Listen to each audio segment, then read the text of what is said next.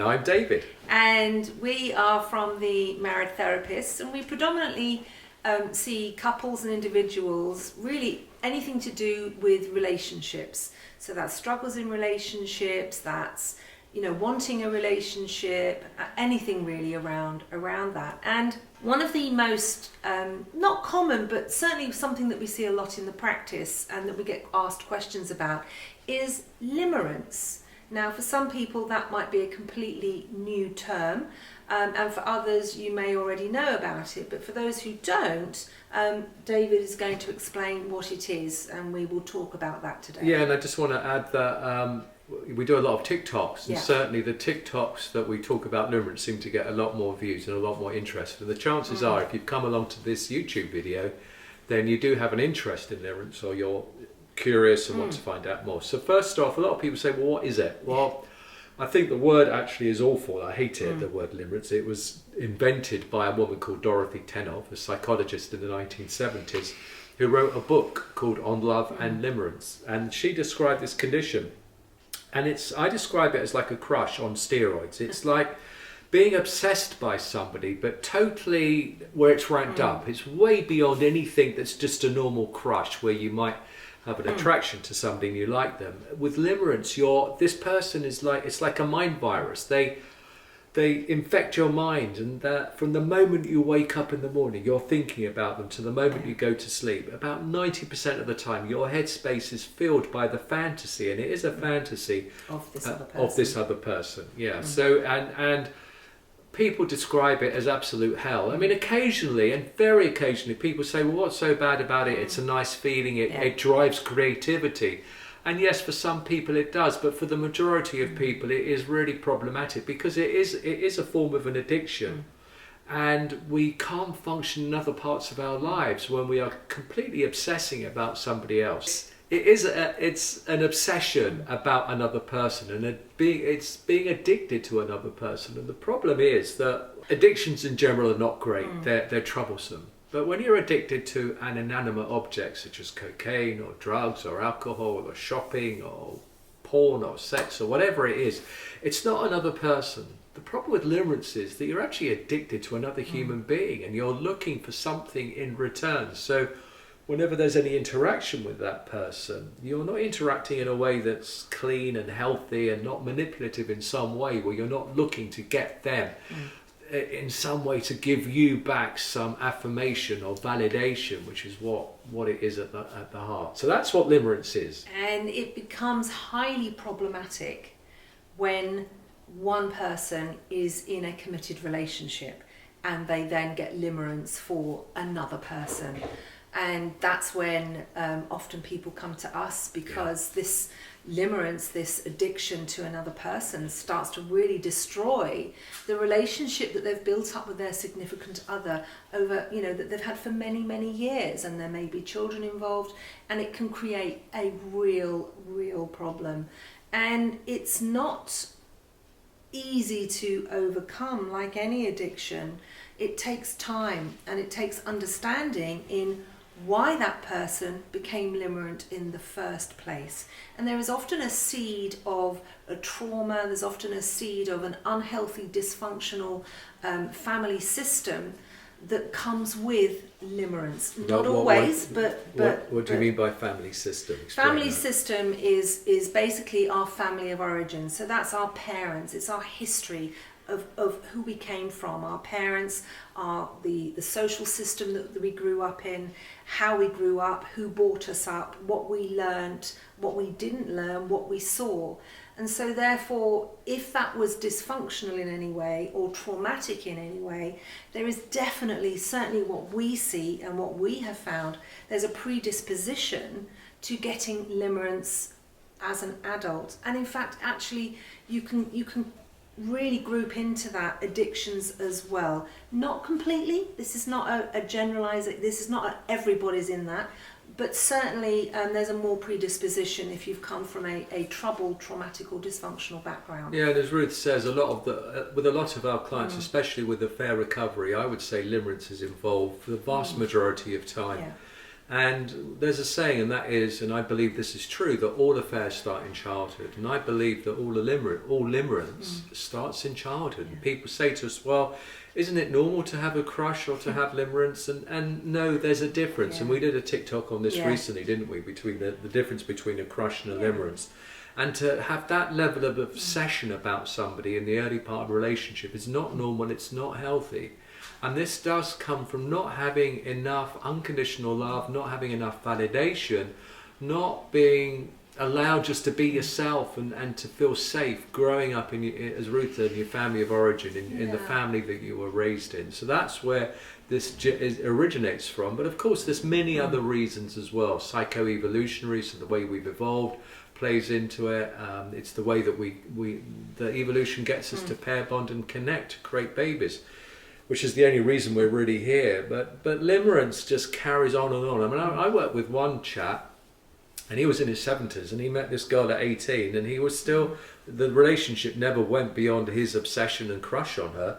And 50 years later, he said there wasn't a day that went by where he didn't think of her. So it is really difficult. And I know with my own limerence, it certainly went on for quite a few years. And I thought when I got limerence, oh, it'll be over. It was a crush, or a bit more than a crush.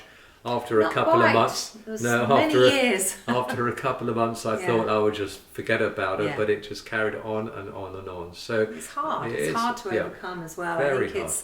And people often say, well, if I've got these feelings for somebody, what do I do? You know, how can I help myself in dealing with it? And one thing that we say, which is really important, if you recognise your feelings towards another person are not healthy, and quite often people will have quite healthy relationships beforehand, and so sometimes they notice that how they're feeling about a new partner or somebody external to their relationship, a third party, is really not normal. It's overwhelming. What they can do and what they need to do is cut all contact with that person if possible. So that's make sure that they really don't see them, that they have no phone numbers, that they have no pictures, that there's no contact whatsoever. Now, that in itself sounds easy. It can be problematic if you are working with that individual, or if that individual is a part of your extended family or your friends, and we do see that a lot. Or lives across the road, as we've had. Or lives across the road, yes, more we've than had once. that as well, a neighbour, and what do? Up sticks and move, and quite often we say, well, yes, if it's that bad, sometimes it does require quite significant shifts in what we do. Especially if an actual affair has materialised. Yeah. It's one thing if you have limerence and you haven't disclosed that to the other person and you just obsess about them, but they don't know it, that's for you to deal with. But if it's then moved on and progressed into an actual full-blown physical affair, then that becomes even way more problematic, because it's much harder to break the addiction. But also, if you do want to go down the road of affair recovery, and a lot of our work is around affair recovery, you're never going to be able to build the primary relationship with the limerent object, the person that you had the affair with, the affair partner, as sometimes called the AP, or the limerent object, the LO. You're never going to be able to rebuild your primary relationship if the limerent object still on the scene. In the proximity. Yeah. And and another question we often get asked is it possible to rebuild your existing relationship, i.e. if you're married, is it possible to rebuild that marriage or that long-term relationship when you've been through limerence? And absolutely you can. But again, like anything, it's hard work, and you have to, both of you, want to repair the relationship. And most importantly, this is about the spouse on the receiving end, or the partner on the receiving end of a partner who's got limerence. It's about understanding why they've got it in the first place. That's not necessarily about forgetting that they've had it, because you can't forget, but it's about having a level of understanding around why they've got it, and to help them through it, as well as obviously helping your own self get through the pain and that awful feeling of being betrayed, if in fact it's gone through into a physical relationship. So there's a lot of reparative work that needs doing. However, you can get through that if both of you are willing to work at it. But the marriage is changed. Yeah. It will never won't be the same. You won't go back No. to how the marriage was. And No. it's often said that you will have a new marriage, a different marriage, but it can't. It's a bit like a mean vase that gets broken and you glue it back. You can see all the cracks and all the breaks in it, and the vase might be stronger actually than it was originally, but it is different and changed in some fundamental way. But that's is it Tony Robbins who says you have to have a breakdown to have a breakthrough. Yeah. And sadly, with limerence, many people do have a breakdown. That especially when an emotional breakdown when they decide they're going to focus and commit to their marriage or their primary relationship. They go through withdrawal, psychological withdrawal, and loss, and grief. Yeah. That whole cycle of loss and grief when they feel they're losing something. And again, this is where it's important to go back into that person's childhood, because often it's around that loss of the magical other. It's around that loss of perhaps an attention that they didn't get when they were growing up, and that's why that attraction and that bond becomes so overwhelming, because it's actually often feeding that part of the individual that they didn't get fed when they were very little. And I'm talking here of emotionally. And we also talk about this trauma bond as well. Yeah, trauma bonds. Do you want to talk So about that? and so there's another thing. People talk about twin flames or soulmates. I think that's all bullshit personally. I think when you meet somebody and there's that real sudden attraction or that resonance or that deep connection, it's often trauma. Or maybe not more, I would say nearly always. It's trauma. It's that you have similar traumatic experiences, not identical, but similar traumatic experiences that perhaps are creating that attraction. And all this stuff is working at a very unconscious level. You might know nothing about that person. I mean, my limerence started within 20 minutes. I knew nothing about this other woman, and yet there was probably some similarities around significant loss in both of our histories. So it's those sorts of things that we have to work on. But that trauma, don't be deluded into thinking this is your soulmate and that I've can never run off. felt like this before. Yeah, we've heard it all before. And a number of times I sit with the client and they're sitting where the camera is, trying to convince me that they're going to be the exception to the rule. They're the one person that is going to buck the system, and they've met their soulmate, and everything's going to be hunky-dory if they sail off into the sunset. And I guarantee within 2-3 years maybe they'll be back to square one, because the problem is when they leave their other relationship, they take themselves with them. And by that I mean they take all their emotional baggage, all their unresolved emotional trauma and feelings that have been repressed, pushed down into the shadow. And none of that stuff has been worked on, and they just play it out in the next relationship. And that's why divorce rates for second marriages are even worse than first, and for third marriages even worse than that. And it's not the answer. The answer is to look inwards and to do the grief work, as Ruth said, the grieving, to grieve all our losses, to grieve the childhood that we never got, that we should have had. And this is...